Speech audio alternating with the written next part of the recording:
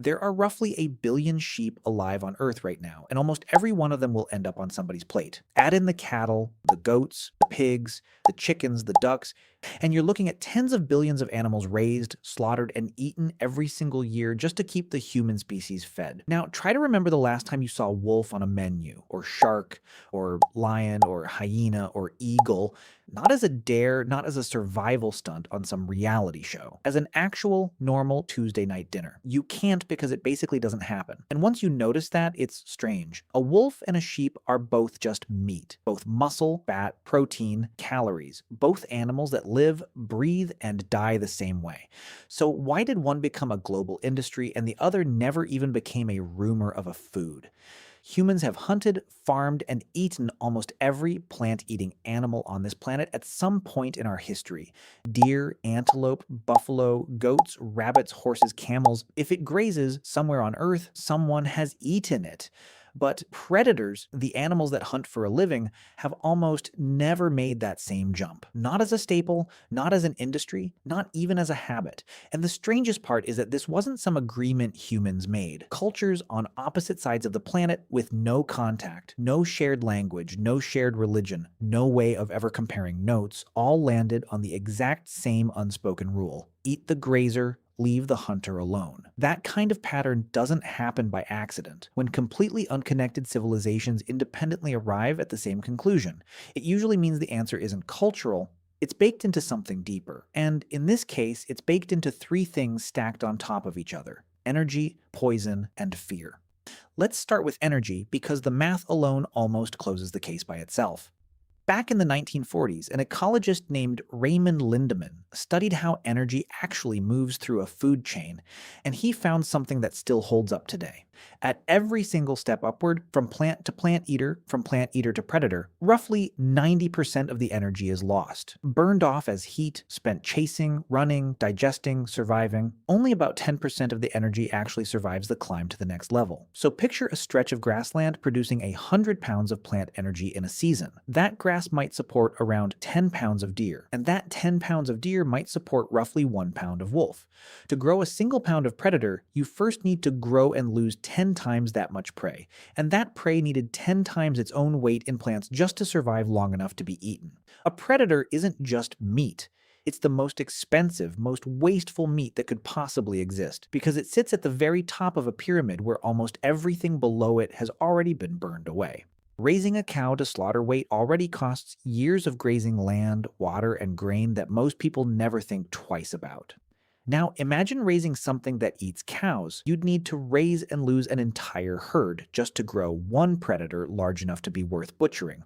No civilization in human history, not the Romans, not the Mongols, not any empire with the deepest granaries on Earth, has ever had that kind of surplus energy to throw away on a single food source. The math simply never made sense, in any century, on any continent. But here's the thing.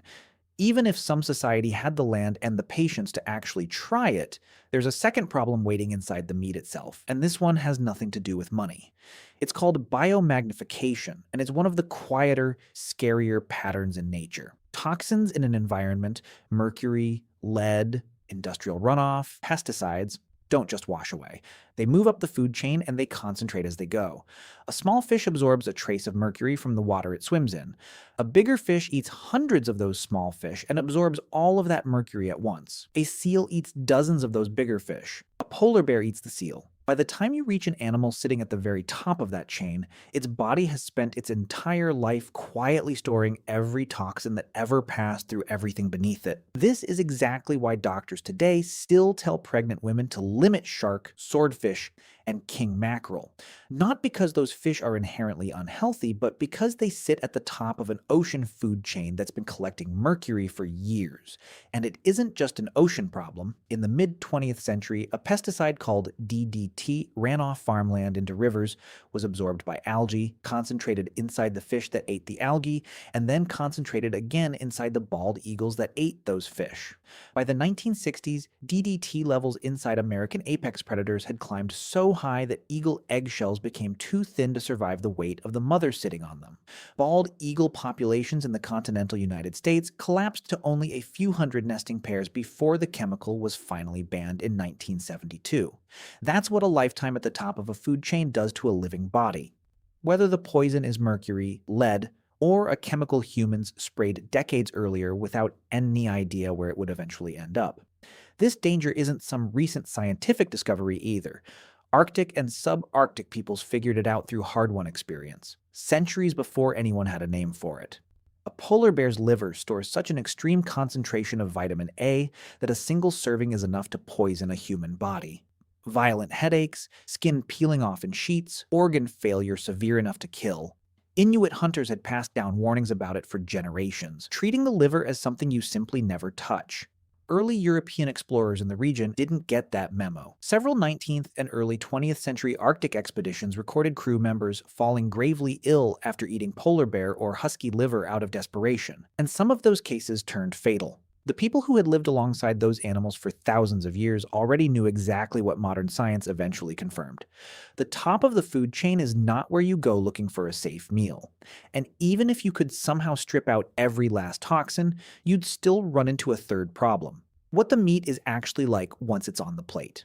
Grazing animals live low-stress lives. They eat, they rest, they move slowly across open ground. Predators live the opposite kind of life: sprinting, stalking, fighting, going hungry between kills. That kind of constant physical stress floods their muscles with cortisol and adrenaline, and drains away the glycogen that normally makes meat tender when an animal is calm at the moment it dies. The result is meat that's tougher, stringier, and often carries a strong, musky edge from hormone-heavy tissue built for chasing prey, not for being eaten. Hunters and survivalists who've actually tried predator meat in genuine emergency situations tend to describe it the same way, almost word for word. Technically edible, but never something you'd choose if literally anything else was on the table. On top of the taste, there's the disease risk. Predators eat the sick, the old, and the weakest members of a population, which means they're also swallowing whatever parasites and pathogens those animals were carrying. Wildlife biologists have documented carnivore meat as carrying a dramatically higher parasite load than meat from plant-eating animals, for exactly this reason. A predator's body isn't just built from flesh. It's built from everything that was already wrong with every animal it ever hunted down. Now, the rule isn't completely absolute, and the handful of exceptions actually reinforce it rather than break it. In parts of Scandinavia and North America, small amounts of bear meat have been eaten for generations, but almost always cooked thoroughly in small portions, and specifically to avoid the parasite risk that comes with it. In a few documented famines throughout history, starving communities have eaten predator meat, lion, hyena, wolf, purely because every safer, cheaper option had already run out completely. That's not a counterexample. That's the rule proving itself. Predator meat has always been the very last resort, never the first choice, in every recorded case across history. Even today, the rare places that farm predators at scale mostly aren't doing it for meat at all. Crocodile farms exist across parts of Africa, Asia, and the southern United States, but the overwhelming majority of that industry exists to sell leather, not dinner.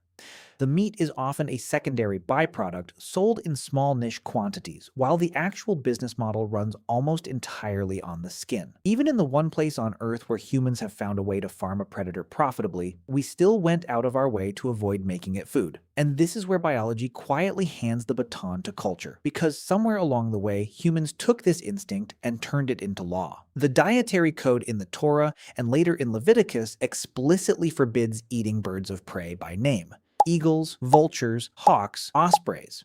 Islamic dietary law draws almost the identical line, prohibiting any animal that hunts using fangs or talons.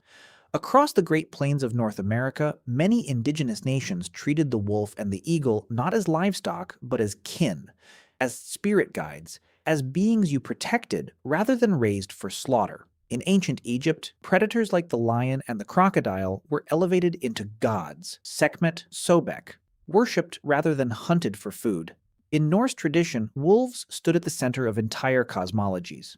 None of these cultures had contact with each other, no shared trade routes, no shared scripture, no shared language, and yet every one of them arrived independently at the same conclusion. The animals at the top of the food chain don't belong on the dinner table. Some anthropologists believe this went deeper than practical safety. Predators weren't just avoided, they were feared, respected, and in culture after culture, worshipped outright.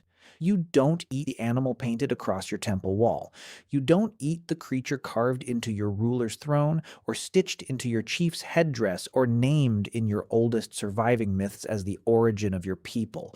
Across dozens of civilizations with zero connection to one another, the wolf, the lion, the eagle, and the crocodile kept showing up again and again, not as food, but as symbols of power, kingship, and the divine. It's hard to serve dinner out of something you've spent generations turning into a god.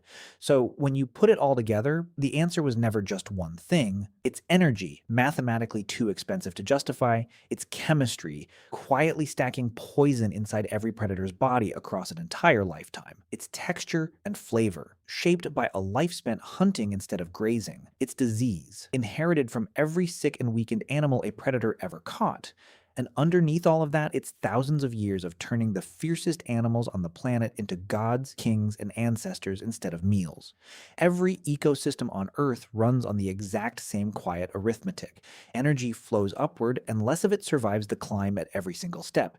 Humans didn't sit down and invent the rule that predators don't get eaten. We just kept running into it. In the Arctic, on the savannah, in the desert, in the Amazon, over and over in every corner of the world that humans ever settled, until it stopped being a discovery and became instinct. The wolf was never going to end up on the menu. The math decided that long before any of us were around to argue with it. If questions like this, the ones sitting right in front of us that nobody ever stops to ask, are your kind of thing, stick around. This channel exists to go find them.